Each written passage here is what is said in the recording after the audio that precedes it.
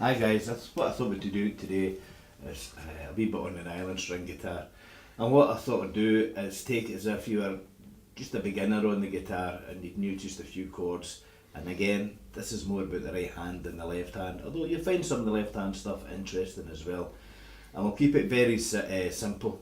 We'll just keep it to a few chords, just about 3 chords. And there's one scale that I'd like to learn, a chromatic scale, which is really good for the right hand, especially the fingering. Using the arpeggiando style.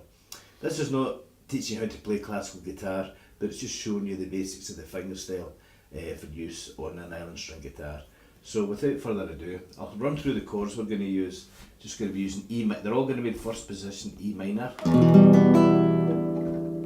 A minor, B7, back to the E minor again. We'll also be playing the first part of usually, which is one of the first beginners tunes to learn how to play, and that's Romantica or Romance for guitar.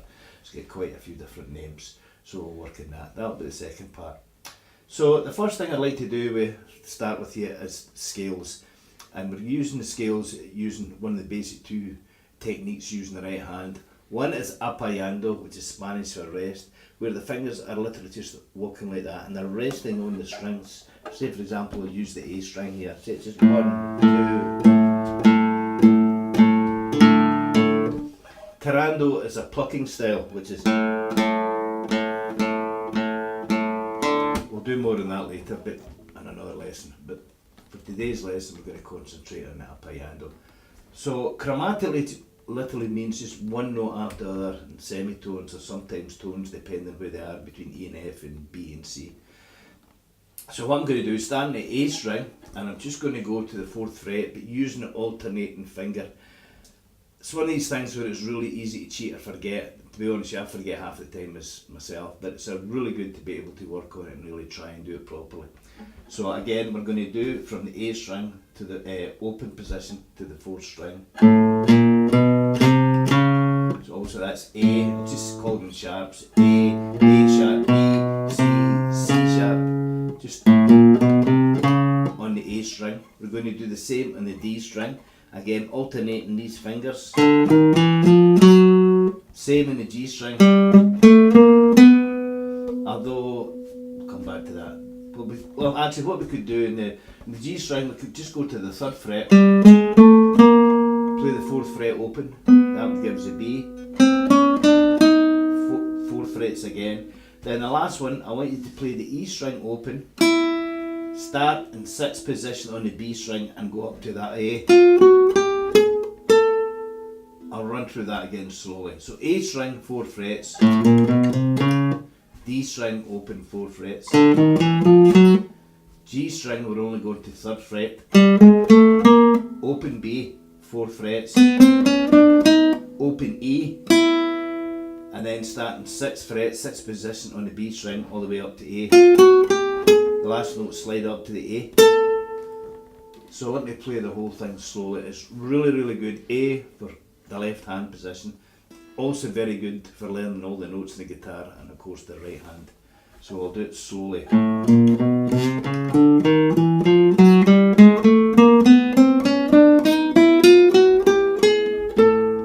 Don't worry about coming down just now, it's just, as I say, it will be sufficient just to go from the low A to the high A. We'll do it again.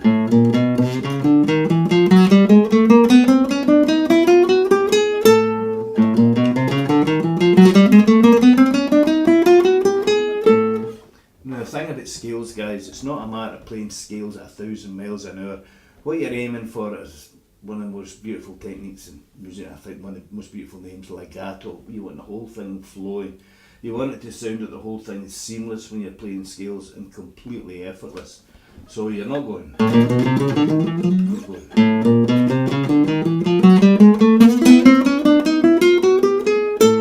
Just nice and seamless. So anyway, that's the one that I use more often than else to warm myself up. The chromatic scale, starting from the open A there to here. So you're basically playing the scale of A through 3 octaves. And it's a really good one for warming up both hands, and all the time you're playing it smoothly. Again, it's not so much playing as quickly as you can. It really will make you a better guitarist and a lot more confident in the guitar as well. So anyway, that's that over. That's using the appaiando technique. Maybe next week we could do the same thing using the tirando technique, but that's the one to work on. The reason we use the appaiando technique, it's really good for clear playing of the notes, especially when you're playing like a cascade or something like that.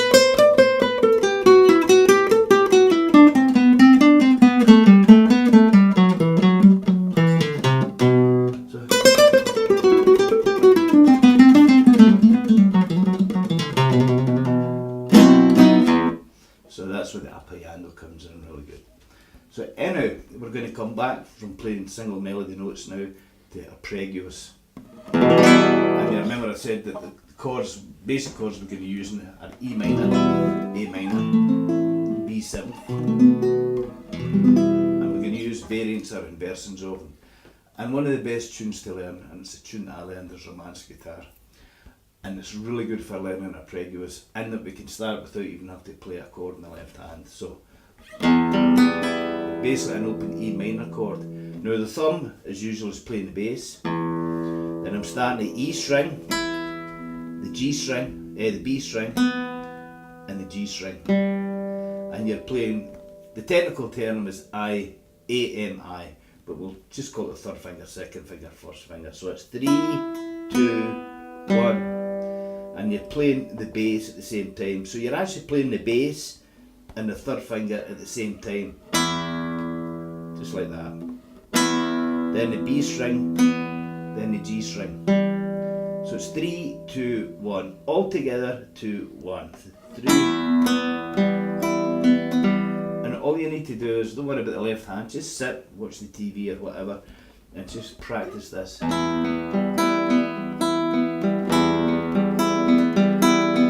Now the tune we're going to be learning is in 3/4 time. So in the first beat of every bar, play the thumb and the third finger together like so. 1, 2, 3. 1, 2, 3.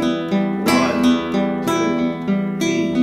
1, 2, 3. And a thing I talked about a long time ago, guys, which is really important, is don't hold on to the guitar either the side of your hand or by a pinky or anything.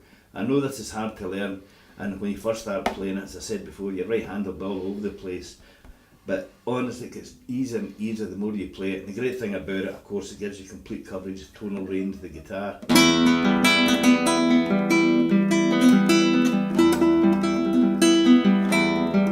And it really does make a difference. Anyway, let's just use that same pattern in 3/4 time, and we'll use it with the 3 chords. So E minor, 1, 1, 2, 3.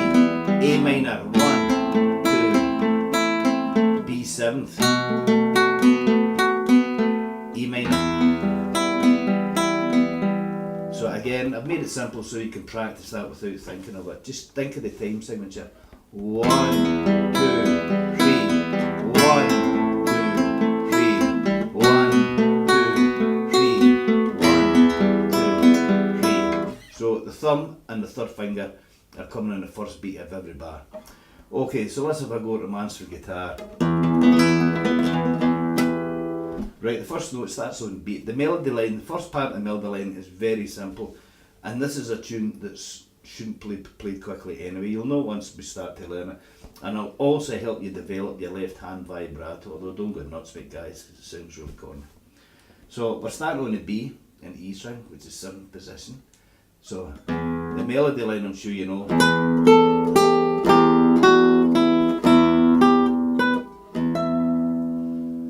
Again, you heard the thumb coming in the first beat of every bar.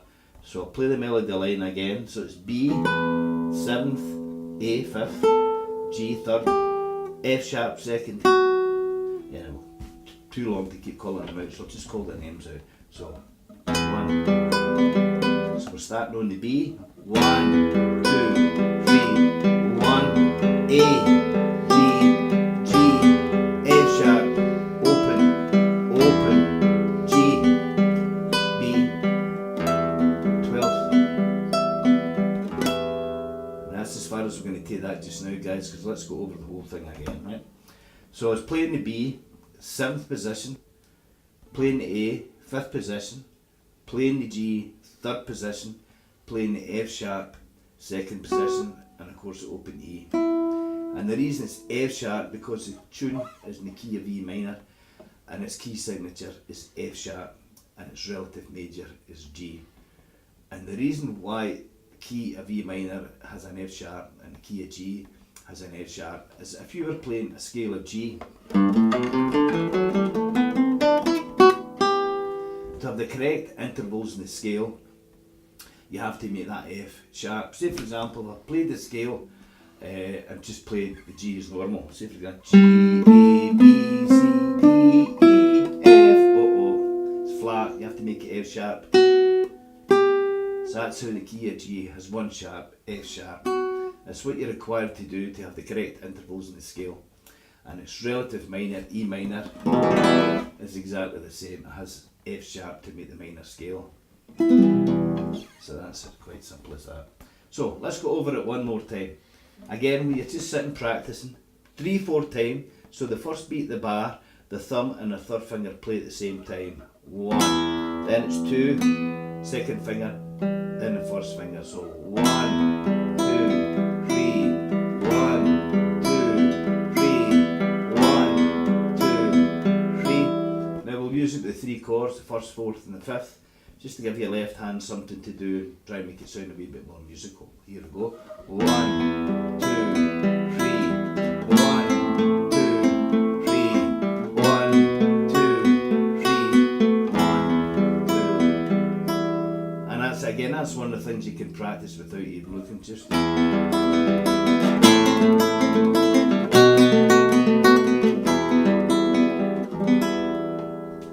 we're going to go to the melody.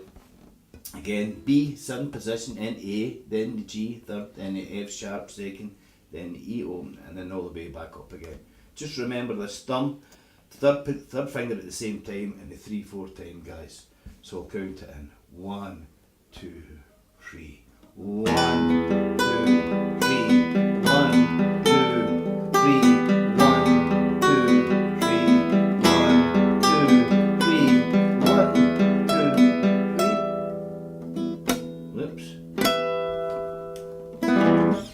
So that'll do us just now because there's quite a wee bit there. So we're in E minor, you know your E minor, your 1, 4, 5's E minor, A minor and B, 7th, the 5th's usually a dominant 7th, and its relative major G, 1, 4, 5, G, C and D 7th. And it'll also share the same key signature, F sharp, because there's no F sharps what's needed to make it into a scale. Say for example, C has no key signature at all, because you don't need to do anything to the notes to make it have the correct intervals for a scale. Say for example, C, D, E, F, G, A, B, C. So that's why there's no key signature for C. It doesn't need anything. G needs 1, needs an F sharp. D needs 2, F sharp and C sharp. A needs 3, F sharp, C sharp, G sharp. And of course our favourite key, E, needs 4, F sharp, C sharp, G sharp and D sharp. And they're just the notes that are needed, called the accidentals, that are needed to create scales through the whole piece that we're playing. So anyway, that'll do us for today, guys. Just remember, if you sit quiet, just do this, quietly, just do this. 1, 2, 3, 1, 2, 3, and have that right hand as free as you can, and honestly it's better the more you do it. So the next time I see you, I'll show you more of romance for guitar, and a wee bit more theory, and a couple more essential scales and chord patterns. So thanks for watching, and I'll see you all again later. Bye.